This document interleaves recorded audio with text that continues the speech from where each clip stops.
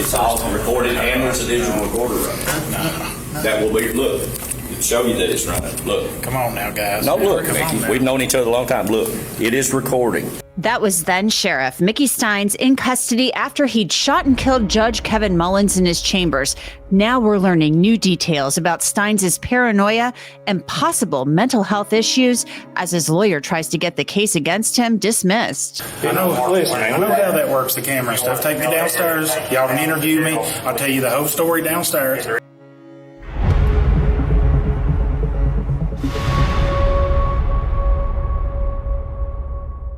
Welcome to Crime Fix. I'm Angenette Levy. Mickey Stines faces a murder charge for the shooting of Judge Kevin Mullins in his chambers nearly a year ago in Letcher County, Kentucky. There's no denying that Mickey Stines shot his friend of many years. It's all on camera, recorded by a surveillance system in the judge's chambers that's part of the courthouse. What's in dispute is Stines' level of legal culpability. He's pleaded not guilty to the murder charge, and his lawyers have contended from the very beginning that Stines was experiencing an extreme emotional disturbance that may make him guilty of manslaughter instead of murder. But right now, Stines' lawyer is trying to get the indictment charging Stines with murder thrown out. Jeremy Bartley maintains that prosecutors with the Commonwealth of Kentucky didn't give the grand jury all of the facts about Stines' mental health when grand jurors asked about it. I spoke with Bartley back in March about why he believes that Stines shot Mullins in the first place. Yeah, he felt that his wife and daughter had been taken. And, I think that, there's a lot out there that touches on what was actually going on behind the scenes. We look at the Benfield's deposition, the deputy that was convicted of having coercive sex with someone who was on probation and or on an ankle monitor at the time in the judge's chambers. We've got a video. I mean, if we take a step back here, we're talking about a live feed in the judge's office. That's unheard of. I can't speak for the rest of the country, but I can speak for Kentucky. I've been in a lot of judges' chambers. I've seen a lot of cameras, but I've never seen one that was a live feed, basically a security camera. My understanding, that camera went up after this prosecution of Benfield's in the civil suit. So we know in those chambers there was things going on that shouldn't have been going on. And we believe that there were folks that didn't want it being told in this deposition what was going on in there before they put cameras up. And I believe that there is a history that would show us that there is a reasonable belief that he was in danger, his family was in danger, depending on what he said in this deposition. Now, again, we think that was exacerbated by his mental health, or conversely, these threats impacted his mental health. But the bottom line is that Mickey felt that there was a threat to his wife and daughter and that it was imminent. I cover a lot of pretty scary stories here on Crime Fix, and if it's taught me anything, it's that privacy and personal safety absolutely cannot be compromised, especially when it comes to your personal info online. You would be absolutely shocked at how much of your data, like your name, phone number, and even home address, is just floating around the internet for data brokers to find and sell. Ever wonder why you get so many of those annoying spam calls and emails? That's why. Our sponsor, Incogni, is a crucial tool that helps you take back control by automatically identifying which data brokers have your info and then demanding that they remove it. Incogni actually found more than 50 brokers with my information, and within days, they started getting me removed. It's really easy to use. Just create an account, authorize Incogni to act on your behalf, and let them handle the rest. And now Incogni users can wipe their info from an even wider range of websites with the Unlimited plan's new custom removals feature. All you need to do is copy and paste the links to sites where you've noticed concerning data breaches cropping up and creating issues in your life, and a team of privacy specialists will take care of the rest. The new Incogni Unlimited feature even allows users to customize their data removals and tackle the toughest of breaches with the help of a team of privacy specialists. So if you care about your online safety, and you should, take your personal data back with Incogni. Use code CrimeFix below on the screen and get 60% off an annual plan. Now, since that time, Bartley has filed a motion to dismiss the indictment, and the Commonwealth is asking to move the trial out of Letcher County, arguing that both sides, including the prosecution, are entitled to a fair trial. Prosecutors don't believe that can happen in Letcher County. Pretty interesting because you don't often hear of prosecutors asking for a change of venue, but I have seen it happen in a couple of other cases, although it's rare that it actually moves the trial, that a judge grants that request. But back to the motion to dismiss. Bartley filed a brief to support his motion. It's now under seal, but some outlets got it before that happened, so we can tell you what's in it. Bartley is accusing the lead detective, Clayton Stamper, of making false statements to the grand jury. On November 21st, 2024, Bartley wrote that Stamper testified in front of the grand jury, and despite overwhelming evidence to the contrary, Detective Stamper and the Commonwealth put on testimony that the investigation showed defendant was in his sane mind. Bartley goes on to write that Stamper knew full well that there were concerns about Stines' mental health in the days leading up to the shooting, and that Stines had been diagnosed with acute stress reaction. A grand juror had asked whether there was any record of psychosis, hallucination, depression, or mental health issues with Stines.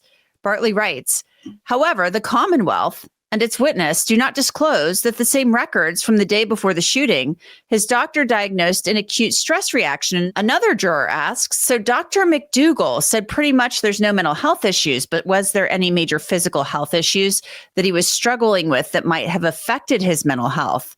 The witnesses answer, no, not that I'm aware of.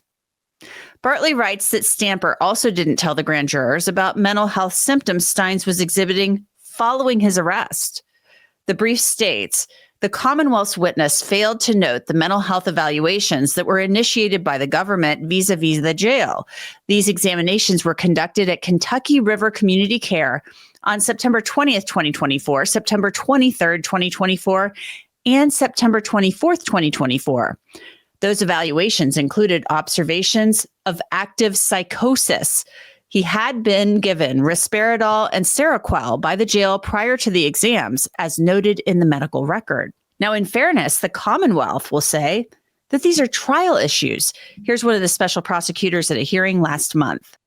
Your Honor, I think defense counsel is conflating the role of a grand jury proceeding with the role of a criminal trial. It is very clear under the law that they are distinctly different proceedings. The grand jury is an investigative body.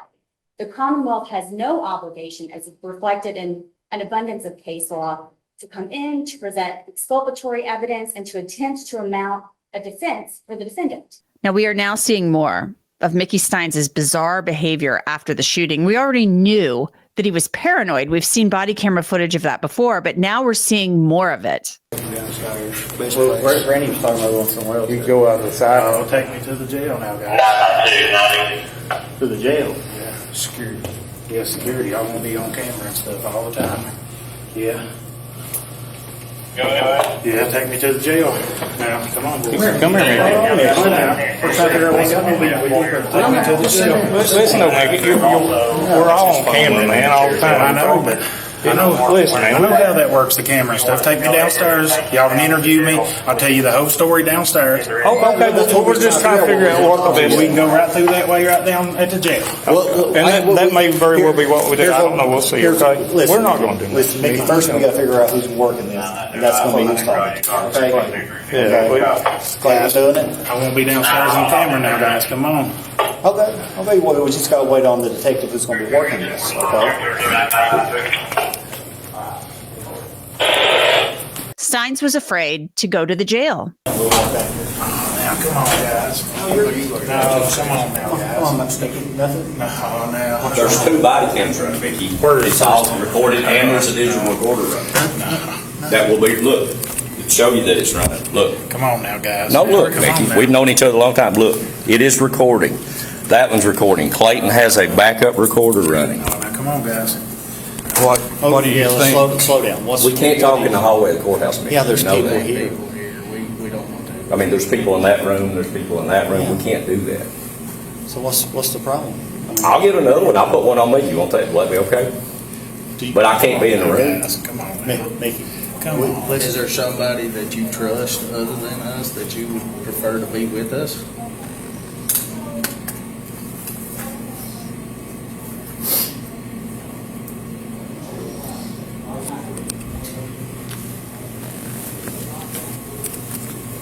Mickey, I think we've known each other our whole lives. I'm not going to let anything happen to you. I have no reason. Come on now, guys. Mickey, you Get me have to to the go. You jail have to be safely, moved. fair. You have to be moved at some point, Mickey. We I got know. 2 body cams running. Get me to the We're jail not going to do safe, anything to fair, you. and let me have a trial. Would you talk to us in the jail down there? Do you feel safe down there because there's cameras everywhere? Are you going to move me after the interview? They bosses have I hazard mean, I'm not posts trying to about dictate that. how it I know. goes, guys. I know how this works I know. now. I'm not going to feel safe in a room here, but We're not going to hurt you, Mickey. Listen, Why would just, we? just like Anthony, I've known you for 20 years, but we're not going to hurt you. We got. That's why we have 2 body cams and a digital recorder running, Bub. I promise you. I ain't got nothing. I know that, but that ain't what we're worried about, Bub. We just can't talk in the hallway of the courthouse. I ain't got Plus, nothing. plus, there's people looking. We need to go somewhere out of here. And Pull you're my gonna pockets inside out. that it ain't that. No, pull my pockets inside out. Now, guys, y'all don't do me this way. Now, of course, in the background of all of this was a civil suit involving a deputy under Stines having sex with an inmate in Judge Mullins' chambers, and rumors that Judge Mullins was running a scheme to get favors from women who were incarcerated in exchange for sex. I want to bring in Dave Ehrenberg. He is the former state attorney in Palm Beach County, also currently a defense attorney. Dave, this case is a crazy case because we literally have a shooting on camera. We have a homicide taking place on camera, a sheriff killing a judge who was his friend. In the background, we have all of this chatter about a sex for favors sex ring allegedly run by the judge. Now we have these new documents coming out, though, saying it's kind of letting some credence to the defense that Mickey Stines may have been under some duress, some emotional disturbance. So what do you think as you look through these documents that they're saying that the lead detective didn't tell the grand jury the whole truth about, this diagnosis that Mickey Stines had? Yes, this is their way, meaning the defense's way of trying to get the charges dropped by saying that the key witness before the grand jury, lied to the grand jury. It's not an unusual argument. This actually happens more than you'd like to believe, because the defense is always trying to get that edge, trying to get the charges dismissed, because a grand jury's burden is just to find that there's probable cause. It's a low burden, and then you get an indictment. So here's their way of trying to get the charges dismissed before it even gets to trial, and I don't think it's going to succeed. You have to show that there is a willful lie here, something intentional, a deception before the grand jury, and sometimes investigators just have a different opinion about someone's mental health. The investigator is not an expert in mental health, and so to say that he's just lying about it, that's maybe a bit of a reach. Now, as far as the fact that this defendant may have some real issues, that will play in the trial, but I don't think it's going to get the grand jury indictment dismissed. No, I don't think it's going to get the grand jury indictment dismissed, but I think that the Bartleys, the defense team, would be remiss if they didn't at least try based on this information. No, I agree. And it is telling that you have this battle of paperwork in advance. It shows you that this case has reached the public's consciousness, where you have the prosecution seeking a change in venue, and you have the defense saying that it's our client who has a severe mental disturbance caused essentially by what he knew about this judge. And so this is a combustible situation. I do think that there is a need to get at least a jury from a different jurisdiction, perhaps the case moved. I do not see this case getting dismissed before trial. And so this is going to be must-see TV if and when it does go to a trial. Yeah, definitely. How unusual is it, in your experience, for the Commonwealth, the state side, to ask for a change of venue? It is unusual, but it's not unheard of because the state has a right to a fair trial, too. I know the Sixth Amendment applies to defendants. And in fact, the Constitution of the United States says nothing about victims. It says a lot about defendants and suspects. But the state does have also a right to have a fair trial. And that means that if there's a jury out there that cannot be fair, that is swayed by emotion, by sympathy, rather than following the evidence and the facts and the law, then you've got to find another jury. You can bring in another jury from a different part of the state, or you can move the case entirely. It's not unheard of, but it is rare that it is the state seeking it, which tells you about all the information that's been out there and all the rumors and everything that people have been talking about the victim being involved in this pay for play sex ring. That's the kind of thing that could lead to what's called jury nullification, which is a prosecutor's worst nightmare, which means that the jury sees the evidence, sees the law, and disregards it because they just don't like the victim. Right. And I think that could be a concern here. I mean, obviously the Bartleys want to keep this trial in Letcher County because of all of the goodwill, I guess, that Sheriff Stines, Mickey Stines, he's not the sheriff anymore, but he has a lot of support in Letcher County. So they want a Letcher County, and it's a small town. They want a Letcher County jury, and it's a small town.